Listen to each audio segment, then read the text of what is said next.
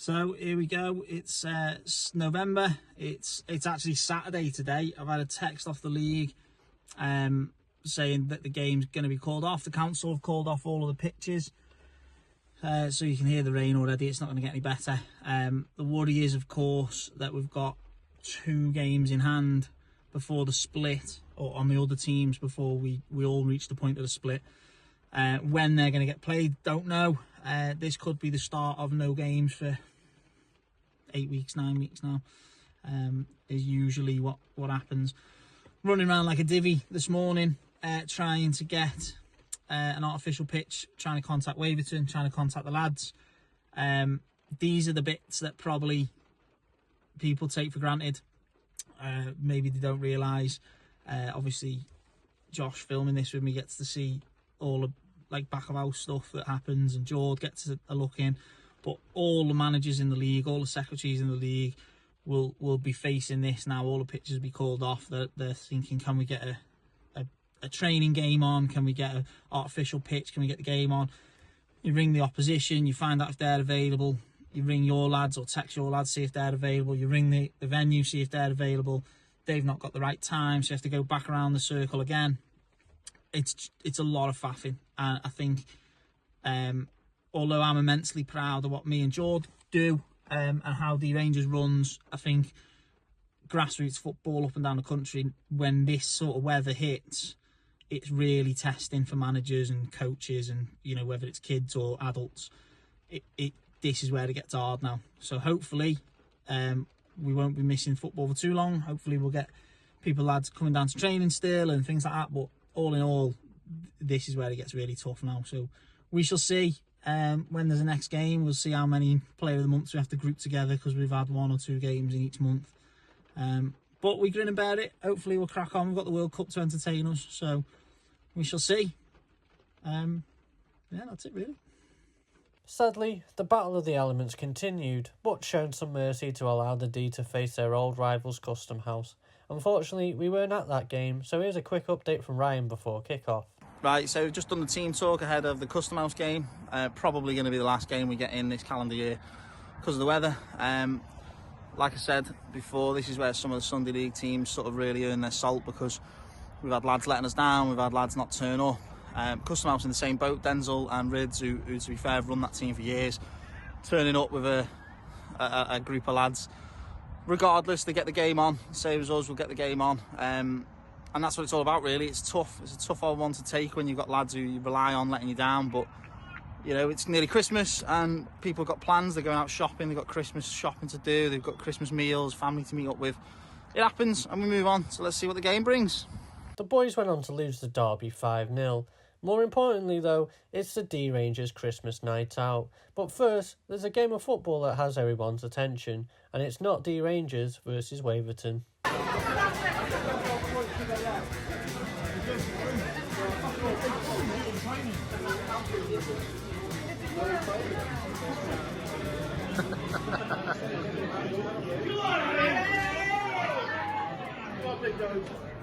Come on, son. Come on!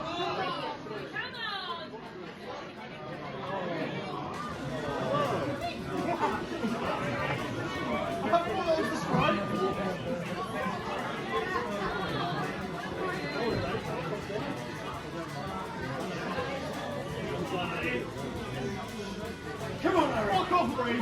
You fucking shit cunt. Let's go!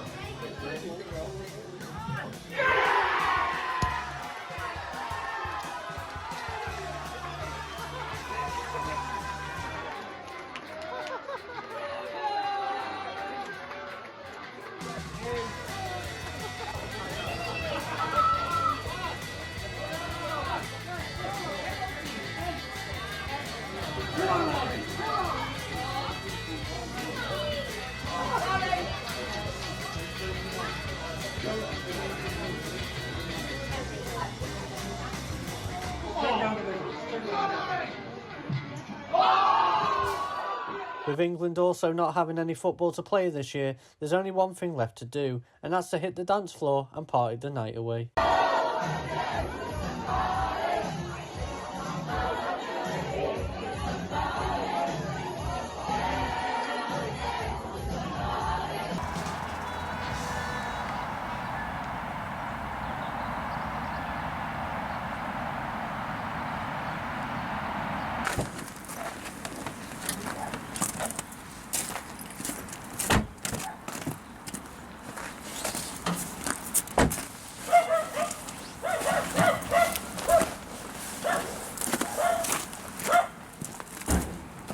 With the Waverton game rescheduled for today, we met up with Ryan for an early pitch inspection. Come down early, 9 o'clock Sunday morning with the dog walkers. I think this is probably the side of it that people don't see. They understand it today because the WhatsApp group's been going off like you wouldn't believe. All the lads hungover and whatever from the night before. Obviously we had a group of the squad that was out last night who were all either mad keen to turn up and play under the influence, which would be funny, or they're hanging out the backside and they're texting me saying, oh, is it on, do I have to get out of bed, please let me know early, just don't want to get up and travel down. But I was out as well, and I'm here 9 o'clock first thing. As you can see, snow on the pitch and stuff, and a lot of games have already been called off this weekend. Twitter's been going mad and Facebook's been going mad with games that have been off.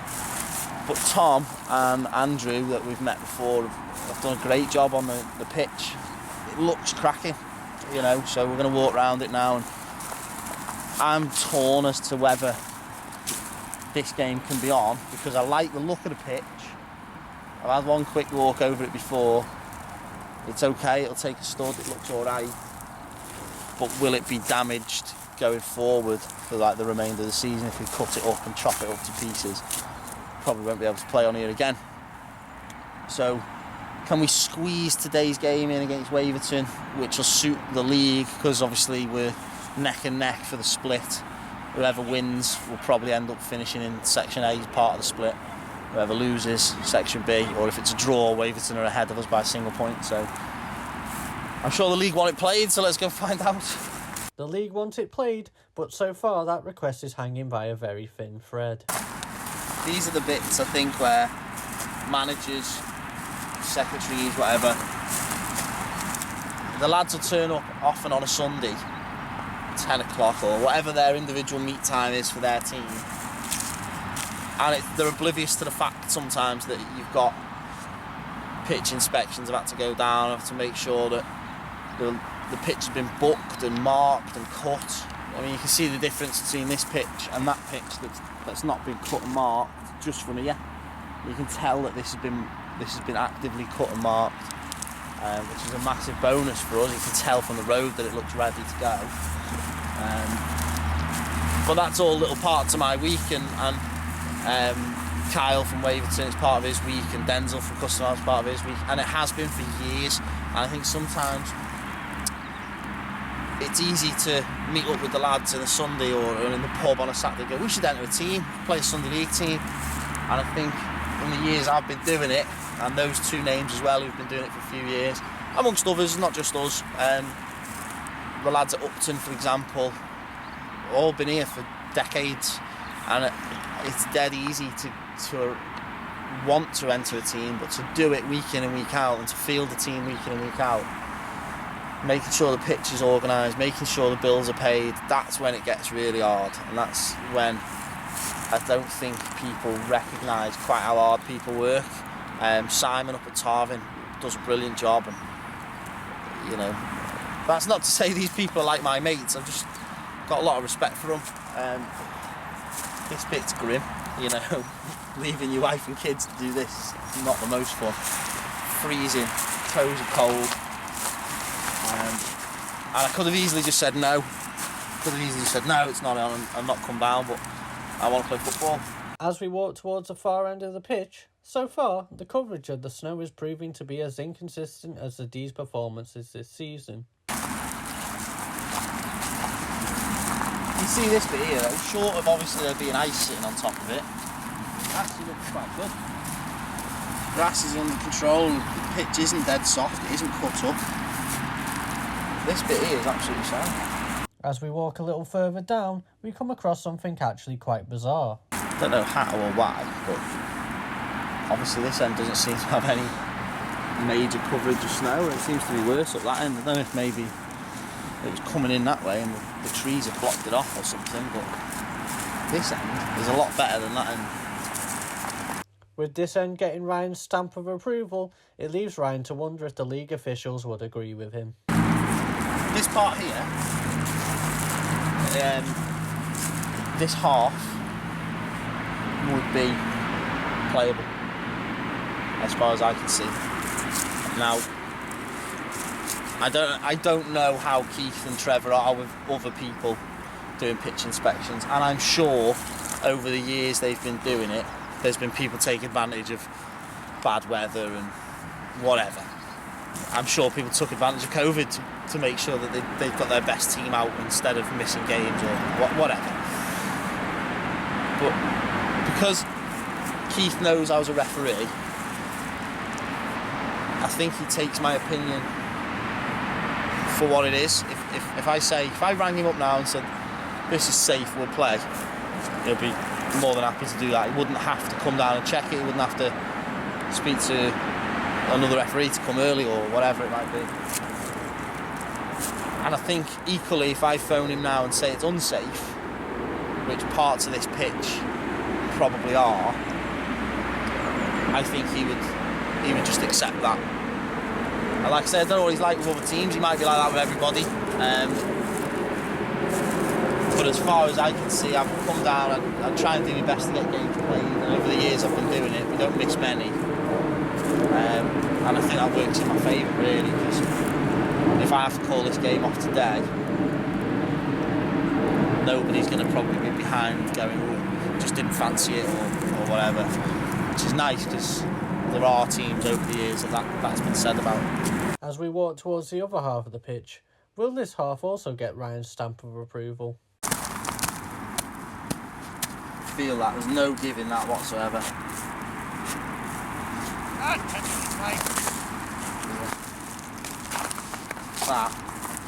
That's like concrete, that. If a lad goes down on that, that's going to hurt.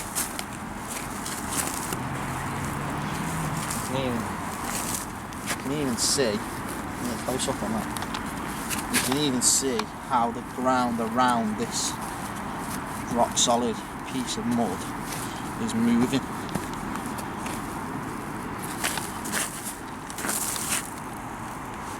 That's going to be what gets this game pulled off. You go down on that, right here outside the box, the busy part of the pitch. You go down on that, that'll shred your leg to bits. And it's icy as well, it's quite slippery. And it's not even as simple as digging it out, because then there'd be a great big hole in the pit.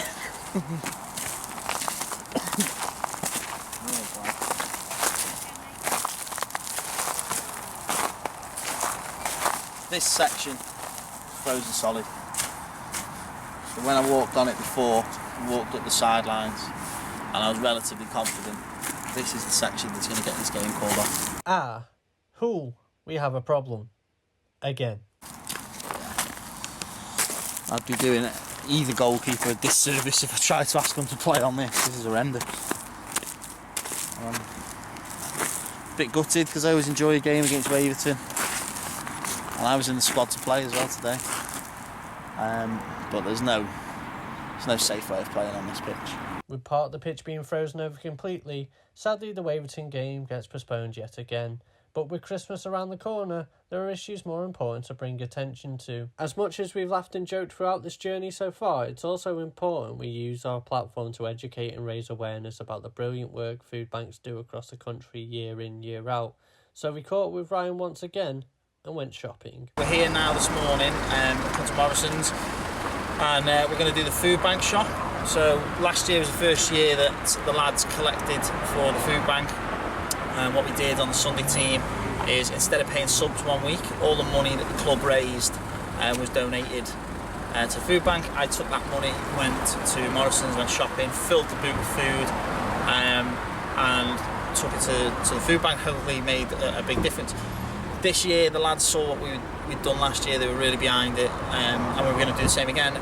Only issue is all the games have been called off for frozen pitches. So I reached out to the lads and said, listen, I'm going to take the money out of the club account anyway. We're quite lucky, Vanaran have looked after us, so we're not short of cash in that sense. We haven't got a lot of it, but we're alright for 60 odd quid.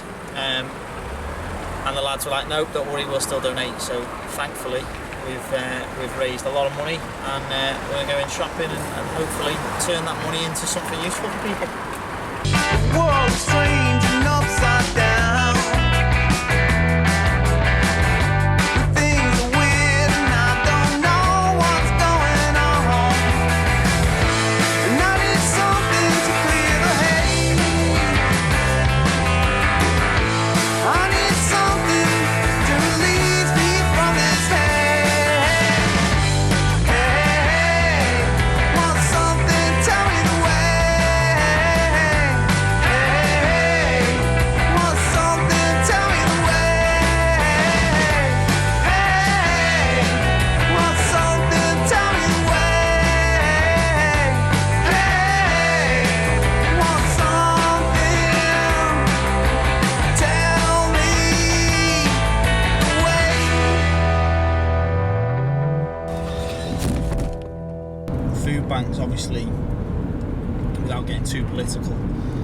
is something that are popping up more and more. Trestle Trust, who run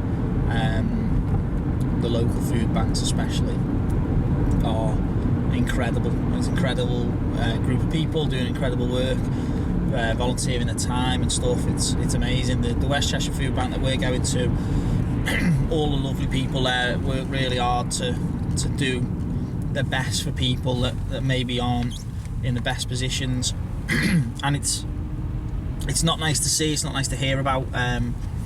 I'm one of a few people who is lucky enough to not have to worry about relying on somebody else to buy what are pretty much essentials for life, which is nice for me. It's a privileged position for me, and the lads who've donated, I assume, are all very similar. I don't claim to know too much about their personal circumstances, but I don't think it's a far cry to say that at this time of year people wouldn't be donating if they couldn't. And the fact that the lads can see that there's a bigger issue in the wider world, I think that's what makes the Rangers as a team and as a club just a little bit different. So maybe we don't win all the trophies in the world and things like that, so, but this means a lot more in the grand scheme of things. What we're going to do with that food is make potentially somebody's Christmas a lot better, a lot easier, make somebody's New Year a lot easier, make somebody's life a little bit better for the short term at the very least. And I think, or I hope that by making this video, people will see it. Even if one person sees it and it changes their opinion, it helps them donate, it puts people in touch with people, whatever. That's what we do it for, really. I'm not doing this to say that we're amazing, even though I'm very, very proud of the club. This is because without good people, the good people at Trestle Trust, good people at the Rangers, good people at Morrison's who sorted us out as well, without good people, nobody's going to look after anybody, because unfortunately the world's in a position where the people that are supposed to look out for everyone aren't, so we have to do it. And my moral compass wouldn't allow me to not do something if I could, and the fact that I can use the Rangers, just a little Sunday League team and a little vets team in a little town in Chester, to make any kind of difference, whether it be to food banks, whether it's Clatterbridge or Macmillan or the Alzheimer's Society, I can't not do it now. It means a lot, and it means a lot to a lot of people, so I can't not.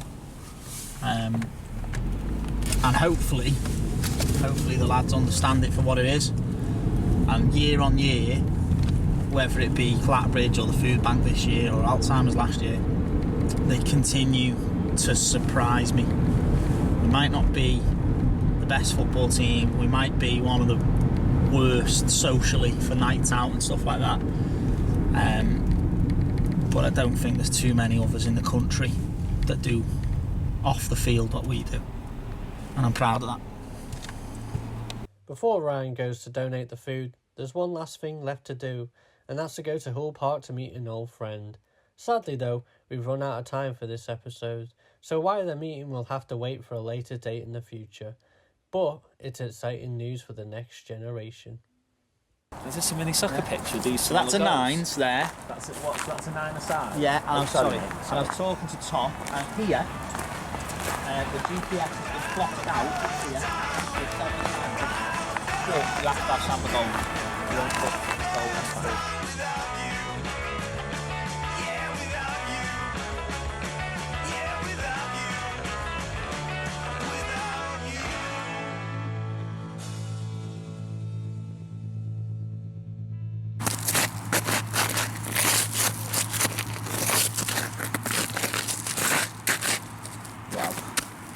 Possibly a little frozen dog turd in there as well. Nice.